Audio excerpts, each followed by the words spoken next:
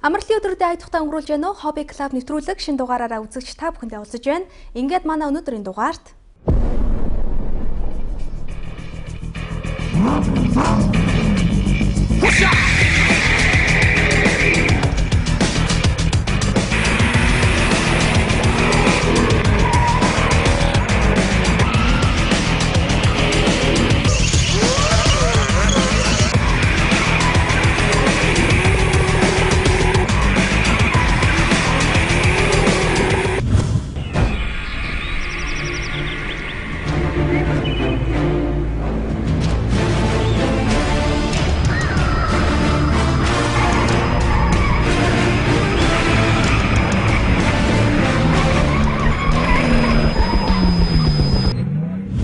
манай өнөөдрийн нэвтрүүлэг төмөр хөлгийн тэр дотор авторифтийн хоббитэй залуус оролцож байна. Тэгэхээр бид бүхэн нэвтрүүлгийн турш авторифтийн талаар сонирхолтой яриа өрнүүлж мөн гайхалтай авторифтийг хийх болно. Та бүхэн нэвтрүүлгийн турш бидэндээ хамтаагаарай. За амралтын өдрийн мэнд хүргэе. Баярлалаа. Тэгээ телевиз үзэж байгаа нийт үзэгчтэй бас энэ өдрийн мэнд хүргэе.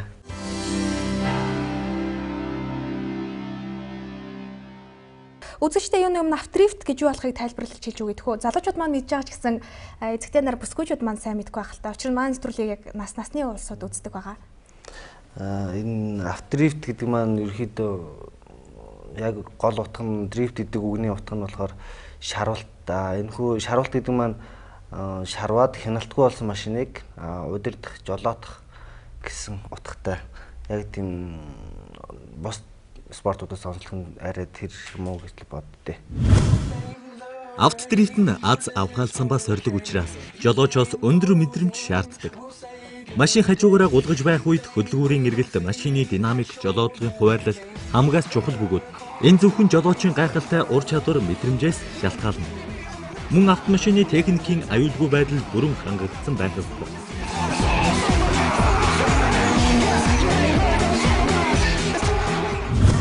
Яг хажуунаас нь харж байхад яг Монгол ирчүүд бүгд л яг дотроо ингээл яг авторифт хийхийг хүсдэг. Гэхдээ хэд нь бол цөөх юм шиг байлээ. Чиний хувьд яг авторифттэй анх хэрхэн холбогдсон бэ? Дрифтийг анх бол интернетээр бичлэг үзээд тэгээд бүр багаас нь гэдэг юм одоо бүр машины бүр багаас нь марк 2 тэ бүр эргүүлэлттэй марк 2 шаруулж болохгүй мөртлөө болох гээд хийж явжсэн зөндөө байд.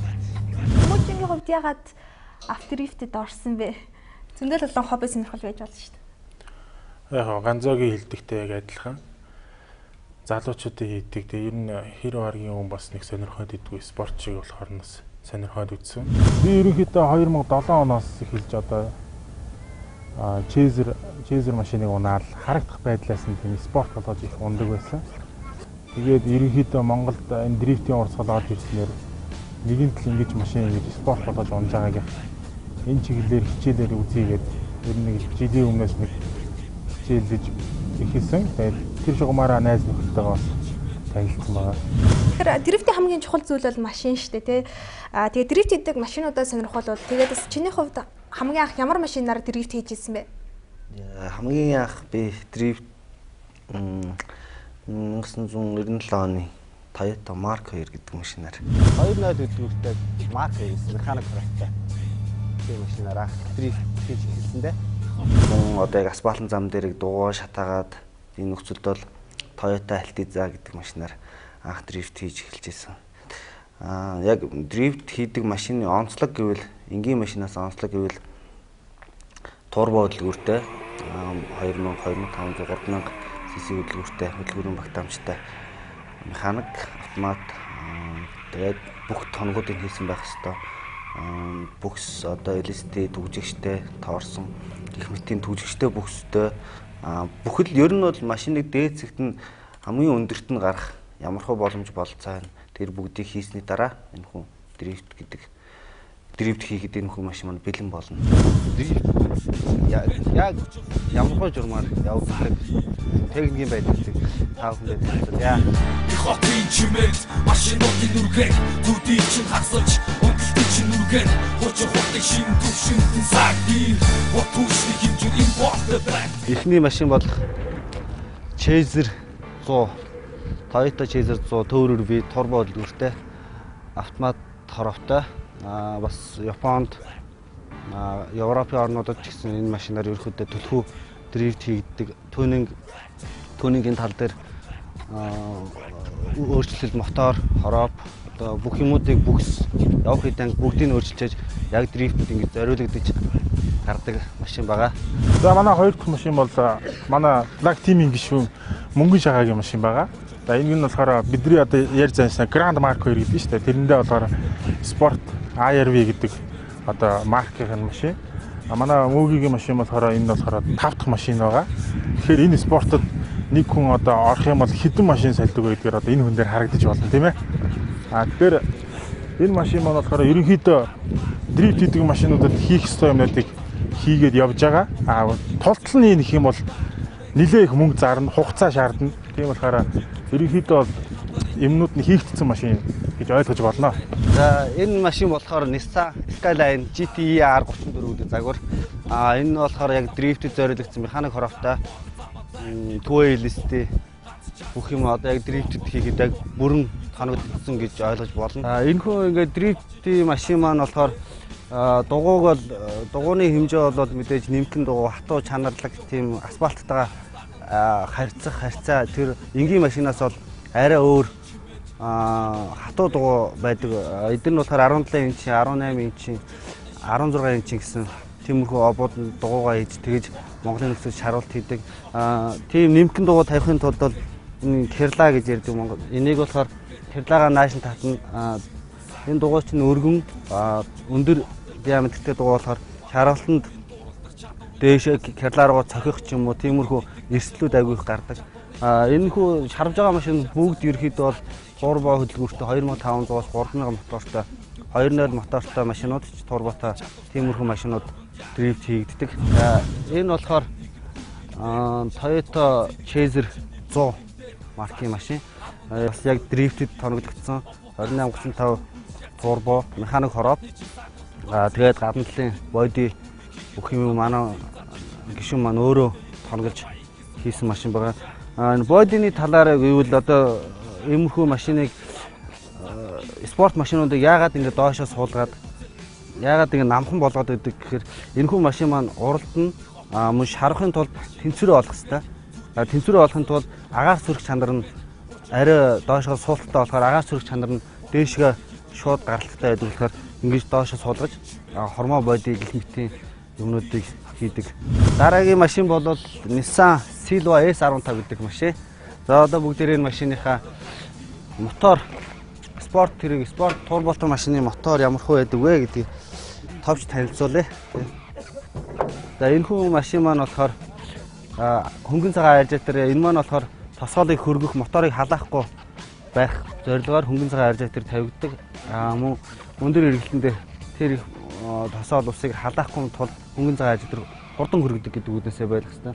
Сорох одоо энэ маань болохоор агаарыг чөлөөтэй авах.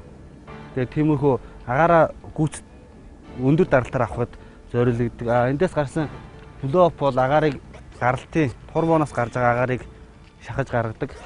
Агаар шүүгч одоо бүгд ингээд спорт тоноглоор ингэж тоноглож ээж л яг бүрэн гүйцэд дрифт гэдэг үзүүлбэр дрифт гэдэг спортыг гүйцэд таниулах тиймэрхүү машин болдог. Одоо энэ яндан гэхэд манифест энэ яндан маань болохоор ажлын дараалттай яндан. Энэ хүн яндан ингээд агаарыг ингэж яг дараалж цэгцтэй байлгахын тулд ингэж яндангаараа ингэж спорт болгож ингэж тавьсан байгаа. Машины үзүүлэлт. Дрифт хийхин тулд машин дараах шаардлагуудыг хангасан байх ёстой. Хойноо хөдлөгчтэй байх. Машин эргэлт хийж байх үед хаа зүгхүүд гой тэнхлэгийг хөндлөн чиглэлийн дагуу байнгын тогтоож байх боломжтой. Кроп. Жолооч хөдөлгүүрийн эргэлт хүчээ шаардлагатай үед хүссэн хэмжээгээр авч байхын тулд механик короптой байвал зүгээр. Жишээ нь зогсож байхдаа шууд эргэлт хийхдээ моторын эргэлтийг 4000 RPM-д байлгаж байгаад 2 араанд хийж консыг огцом авч дугуйг хийргүүлэх гэх мэт. Дугуй. Рүүлийн хуваарлалтад дэмжлэг болох бас нэгэн зүйл бол мэдээж дугуй бөгөөд ур талдаа зөөлөн дугуй, хойд талдаа хатуу дугуй тавьснаар дрифтлэх үеийн жолоодлогын функцийг сайжруулж өгдөг. Хэрвээ хойд дугуйны зууралт нь өндөр байвал машинд урагшаа зүтгэх хүч өгдөг бөгөөд шарвалт хийлээ гэхэд машиныг хөндлөн гулгах байрлалд удаан барьж чадахгүй машин чигээрээ яваад өгнө. Амортизатор. Хатуу спорт амортизатор нь мөн машины хүндийн төвийн жингийг харьцангуй хязгаарлаж өгдөг. Хөдөлгүүр. Дрифт хийхэд хүчрхэг хөдөлгүүртэй байх хэрэгтэй бөгөөд хүчин чадлыг нь нэмэгдүүлэн тоногдсон байвал зохино. Жишээ нь хөргөлтийн системийг сайжруулах, интекулер, хүүдвэнд, турбо болон BOV, спорт яндан, инжектор, нутрган гол клапан зэргийг апгрейд хийж хүчин чадлыг нэмэгдүүлдэг. LSD дифференциалтай байх. Машиныг эргэлт хийж байх үед эргэлтийн радиусын дотор талын дугуй гадна талд байгаа дугуйнаас арай бага хурдтай бага явалт хийдэг. Ингэснээр машиныг тохиромжтойгоор бага зайд эргэлт хийх боломж олгож байдаг. 1.5 2-way LSD гэх уран өөр ажиллагааны зарчимтай дифференциалууд байдаг бөгөөд 2-way LSD дифференциалыг дрифтинг хийхэд хамгийн тохиромжтой юм.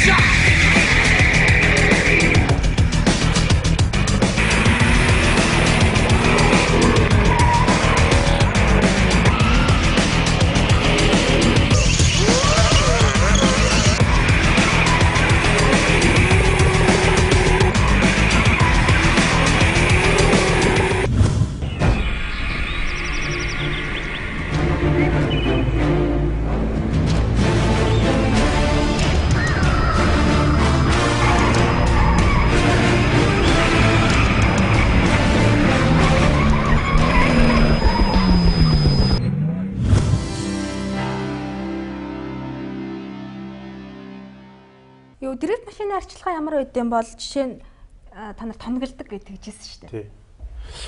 Дрифт машиныг арчилна гэдэг бол ерөнхийдөө аюу хэцүү. Адаглаад одоо тос маслын ямар тос масл хийх үү те. Турбото машин зориулагдсан тийм тос байгаа тусгай тэр дрифт хийдэг бүксэнд нь зориулагдсан тусгай тийм LSD гэдэг тос байгаа. Тэр бүгдийг энэ машина шороо тоостой байнга байлгаад байхгүй. Тэгэх юм бол одоо турбо морвороо шороо орох ч юм уу те ямар нэгэн байдлаар бохирдол орох магадaltaй. Тийм учраас эд ангуудын арчилгааг бол байнга ер нь хийдэг. Тэгээд эд ангуудын шинжилэлт бол ерөнхийдөө бас байнга ер нь 2-3 шоуны дараа ч юм уу зарим тохиолдолд хийгддэг. Энэ тоноглон Монголд ер нь хэр олдцтой гэдэг бол ерөнхийдөө одоо дрифтийн спортыг төлөөлж одоо бид нар оролцож байгаа гэсэн цаана одоо дрифтийн спортыг хөгжүүлж байгаа залуус маань байдаг. Тэднэртэйгээ холбогдоод энэ тэнд зарж байгаа цөөн тооны газрууд байгаа. Ерөнхийдөө сүүлийн хэдэн жил бол олдсон бол гайгүй байгаа. Ихэнхдээ Японоос бид нар дуудлага худалдаагаар автомашиныхаа тоногийг захиалж авдаг.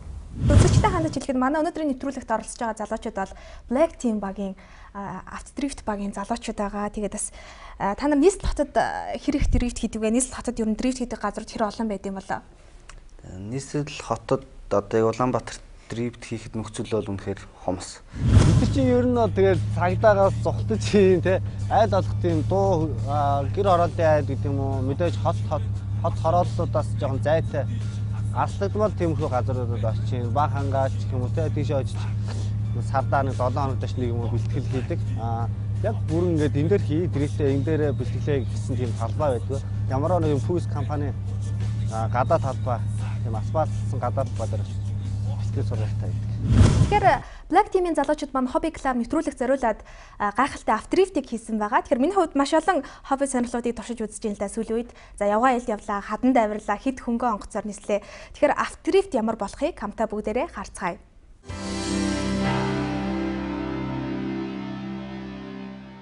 За одоо манай тимийнхэн одоо та бүхэн дрифтийн одоо Японы D1 гэдэг D1-д үзүүлдэг үзүүлбэрүүдийг хэсэггүй үзүүлбэрүүдээс нэгийг одоо тодорхой хэсгийг нь та бүхэндээ одоо үзүүлье. Ямар үзүүлбэр бэлдсэн байгаа вэ? Энэ үзүүлбэр маань ерөөхдөө 3 машин одоо зэрэг Монголд бол хийж байгаа 3 машин зэрэг хамрууд нэг хамрал араас дагаж хамраа ойртуулах 3 машин зэрэг нөгөө үзүүлбэр нь болохоор явж байгаа машиныг яаж дрифт хийж тойрохыг дараагийн үзүүлбэр нь машин шарвж байгаа машинууд 2 машин нэг рүүгээ яаж чахахыг гих мэтчлэн сонирхолтой үзүүлбэрүүд үзүүлэх. 2 машин хоорондоо хэрхэн ойртохыг харуулах юм байна тийм үү? За ингээд бүгдээрээ үзүүлбэрээ сонирхцгаа. Залуусаа Black Team-ийн залуусаа машин да.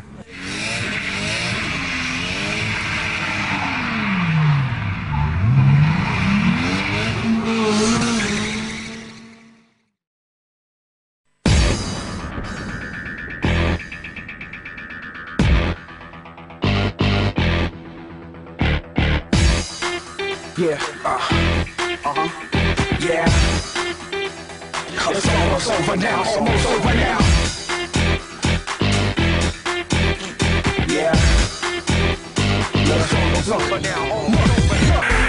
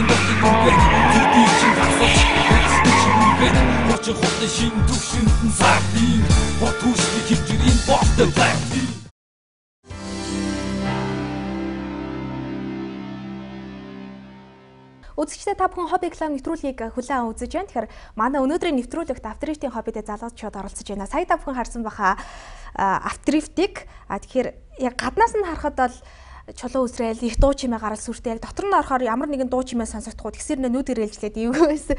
Тэгээ ер нь хэр багийн хүмүүс тэр тусмаа ер нь эмэгтэй хүн сонирхоод дими юм шиг санагцсан авторифтик. Тэгээд яг авторифт хийж байхад харин та нарт ямар мэдрэмж төрдөг вэ? Тэр талын дрифт хийж байгаа талын мэдрэмж бол үнэхээр гайхалтай.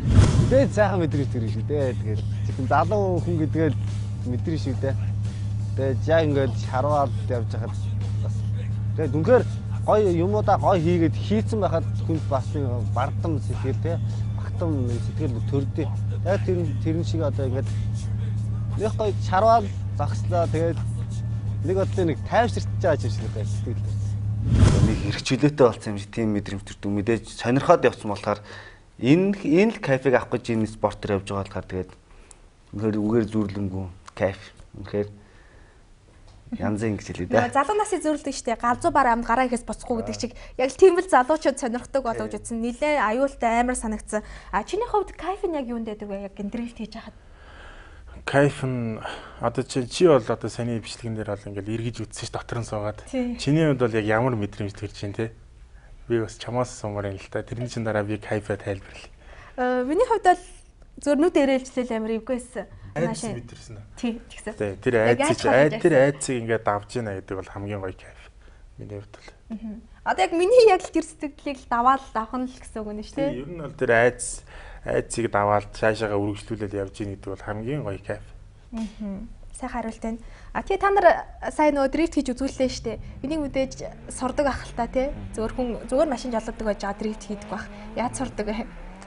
Энийг сурахыг бол хүн хичээвэл юу л юу сурна л да. Тэгээд тийм болохоор анханаас нь эхлээд одоо бүр багаас нь эхлээд нэг ингээд энийг ингээд нэг араагаа хийгээд энэ дээр нэг кардан татаад энэ дээр нь өрүүлээ мөшгчвол яах бол гэсэн байдлаар өөрөө хичээж чадвал машин техник боломж бүх юм бүрдчил аваад сурах үнэн боломжтой спорт. Яа тэр Монголд сургалт маягийн байдаг. Японд бол байдаг. Тийм Японч ах дрифт үүсгэн байгуулсан гэдгээр дэлхийд нийт болгоснороо гэдэг юм уу тэр талаараа агүй өндөрлөж. Монголд бол бид нар Японд дрифт хийж байгаа бичлэг тиймэрхүү юмнуудыг интернетээр дамжуулж сургалт маягаар өөрсдөө тэгж л авах.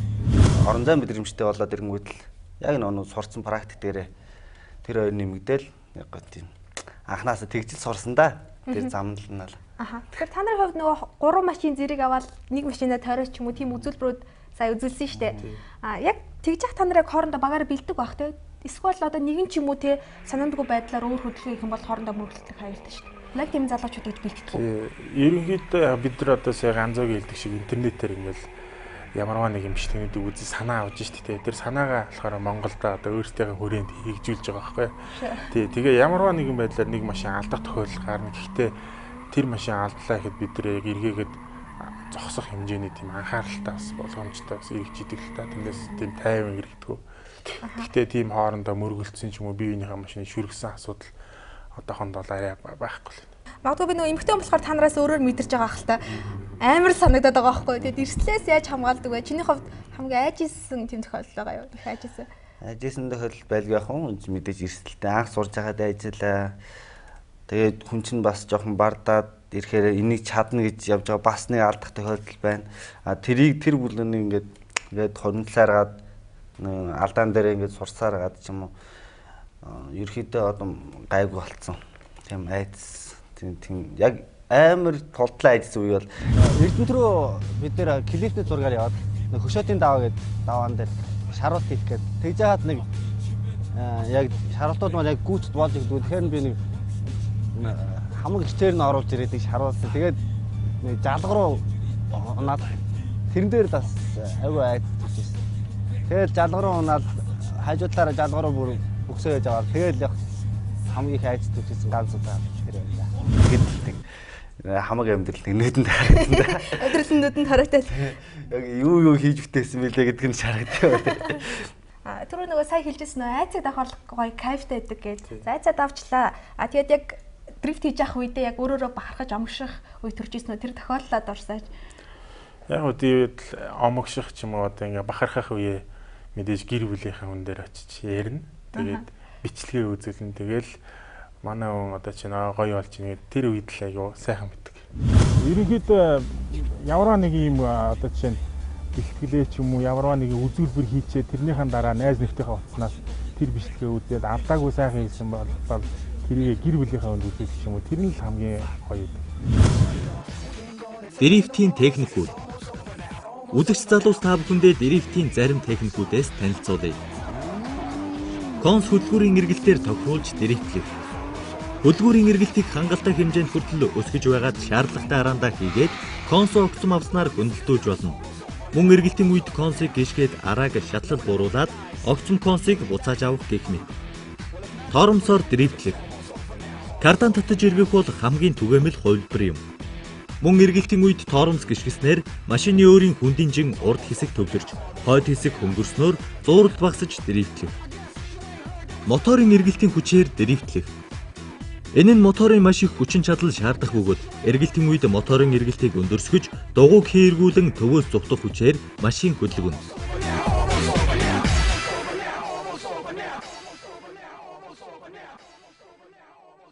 За Монголд ер нь залуучууд хэрэг сонирхож байна. Та нар хэрэг холбоотой байдаг вэ? Уралдаан тэмцээн бас хэрэг болдог вэ?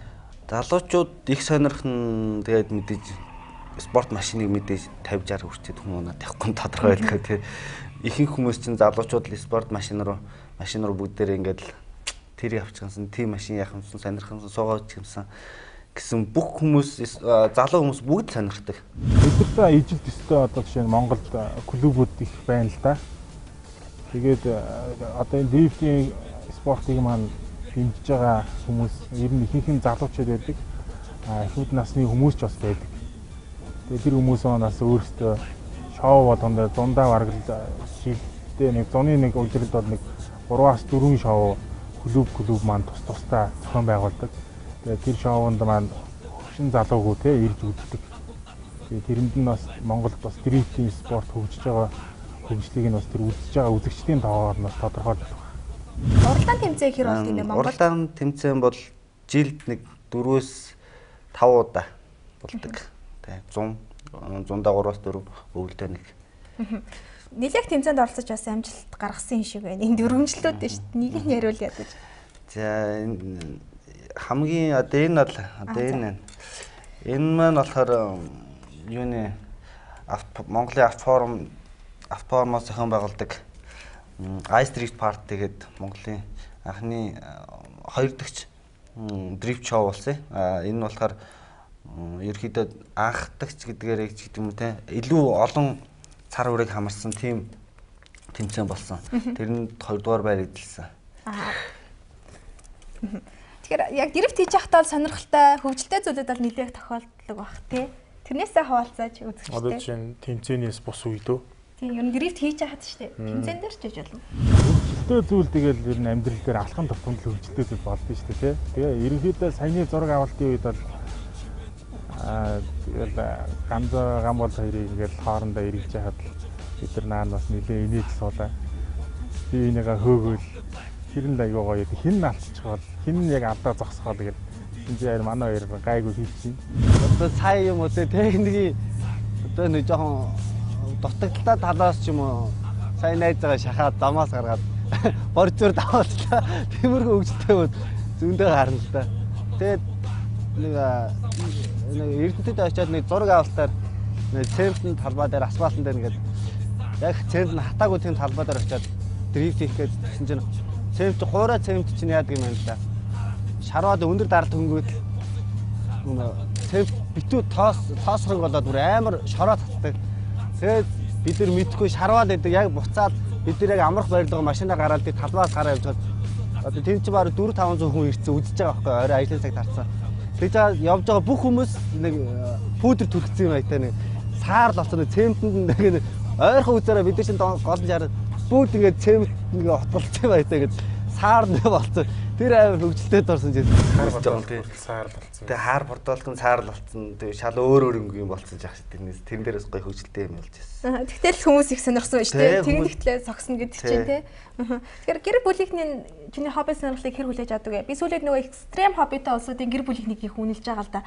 Яагаад гэвэл өөрсдийн хоббигоор хөдөө гадаа яваад өчнө хамаг орлогоо хоббиндаа зарцуулж тэгэхээр их төвчээртэй байдаг ахтаар гэрх нь. Тий одоо жишээ нь манай гэр бүлийн хүн байна. Тэгээ манай дүү тэгэл тэтгэл дэмжиндээ аав ээж нар бол яг тийм 100% бол дэмждэг. Одоо яах вэ? Мөнгө их зарж ингэж гээл те. Мэдээж ээж чинь бол эрсдэлтэй гэдэг талаас нь хүлээж аваад. Аа болохоор одоо ерөнхийдөө тэгэл хүмүүс чинь спорт машиныг ер нь ихэнх хүмүүс чинь болохоор нэг сааваагүй сагсуу бандер гэж ойлгодог шүү дээ. Энд ингээ сааваагүй. Тэгээ зарим хүмүүс чинь болохоор өө нэг хөрөнгөтэй айлын өгцөс нэр хөрөнгөөрөө тоглож ийн гэл яг цаана нь бол бид нар чинь бас яг тийм биш те тэрийг бас зөв ойлгох хэрэгтэй. Тийм. Яраа энэ авторифт яг хүнд өгöd байгаа ач холбогдол нь юу юм бол хүмүүс бас яг одоо хиний төвүүжингээ хэлдэг шиг одоо хөнгөтэй айлын өгтөд хөрөнгөөрөө нааж юм ч юм уу тиймэрхүү ойлголттой байдаг байх. Зоригтой болж байна гэсэн үг. Мэдээж Монголоо ингээд шарвал авахгүй мэдээж гадаадын орн руу Аз, Европ тэр орн руу гарах зорилго бол байгаа. Өрөөлөөр нь гарт орсон мэдрэмж арай илүү бол тийм өрөөлөө хуваар гэж тэр талаараа арай илүү онцлогтой. Мөн зоригтой. Тэр наваа нэг байрны хангатай идсэн чи аав хоёр явж байгаа байхгүй. Тэгээ миний машиныг харчаад хүн аав би ийм машин тоолъё гэдгсэн чи аав нь миний хөөч машин аягүй гоё цэвэрхэн ундаг болж иж ийм машин ундаг болноос тэгвэл аваа би цэвэрхэн ундаг болно ийм машин тоолохын тулд гэж байгаа. Тэгэхээр бага насны хүүхдүүдэд яаж нөлөөлж чинь те тэрүүгээр бас харж байна.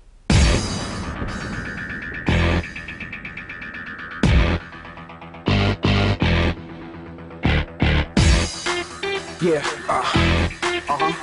yeah. It's almost over now, almost over now. Yeah.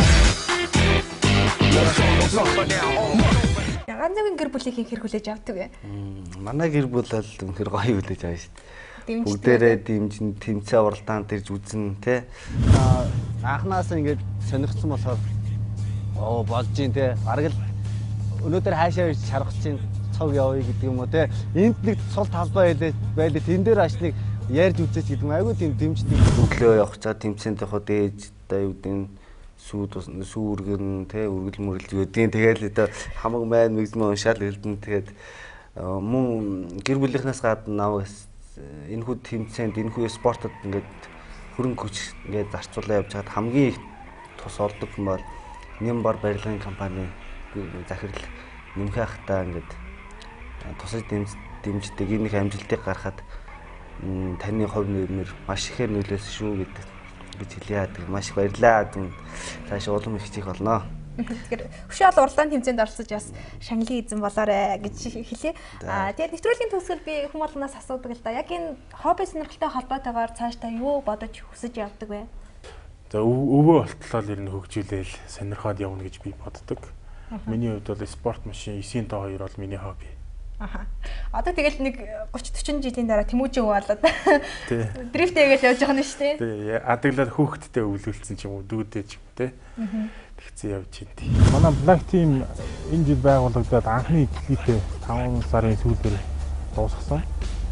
Клип маань одоогоор чартуудаар ихний 2 дугаар байранд явж байна. Дуу маань их гоё болсон. Ирэх жилийн клипээ бас шинэлэг Монголда болж өгөл хийж байгаагүй тиймэрхүү үзүүлбэр орчныг бүрдүүлсэн тиймэрхүү клипийг төлөвлөгөөтэй байгаа. Чадвал ирэх жил клипээ гаргаад давхар шоу төлөвлөгөөтэй.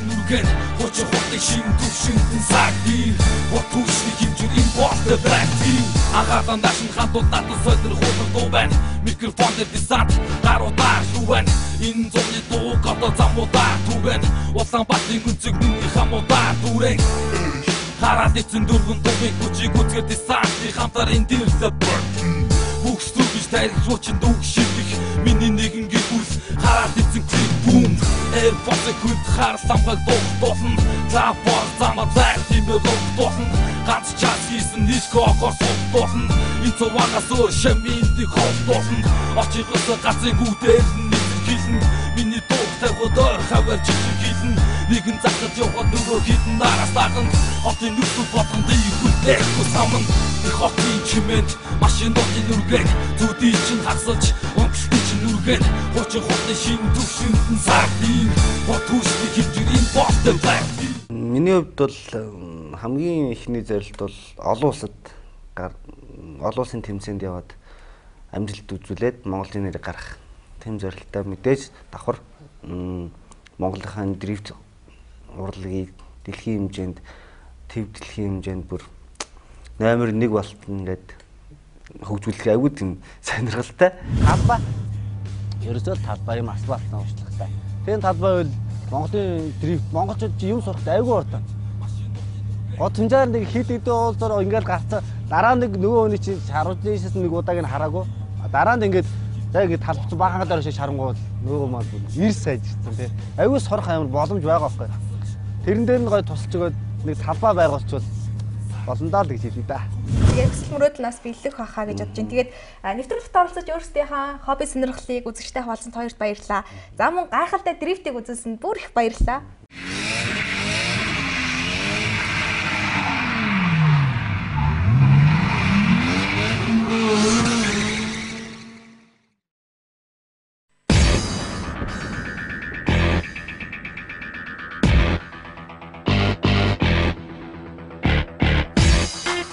Yeah,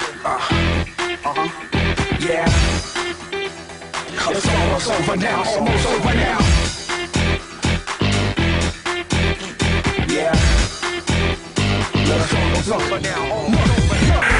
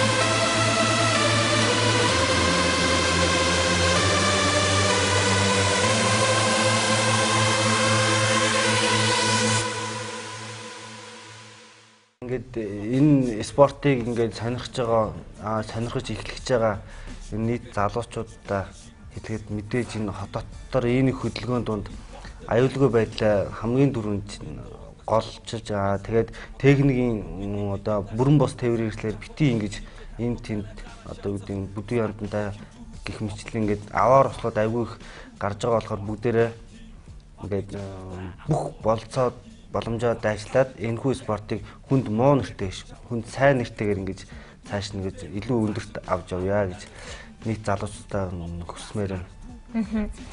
За үзэгчтэй хобби клуб нэвтрүүлэг маань энд хүрээд өндөрлөж байна. Манай өнөөдрийн нэвтрүүлэгт авторифтийн хоббитай залуучууд оролцлоо. Тэгэхээр сүүлийн үед хобби клубын утсанд үзэгчд маань холбогдож их урмын үг харилж байгаа. Тэр бүхэнд бас нэвтрүүлгийн хамт олон баяртай байгаа. Та бүхэн манай нэвтрүүлгийн утсаар холбогдож бас цаашид ямар хобби сонирхлыг үзхийг хүсэж байгаа бидэнд бас хэлээрэй. За тэгээд мөн содон сонирхолтой хоббитой хүмүүсийн өмнө манай нэвтрүүлгийн үг таалга үргэлж нээлттэй байх болно. Ингээд дараагийн нэвтрүүлгээр эргүүлцгаая. Баяртай үзэгчтэй. Хотын чимээд машинуудын нүргэн зүдий чинь хагсалж өмчлөж нүргэн хуучин хотын шин төвшөнд сагд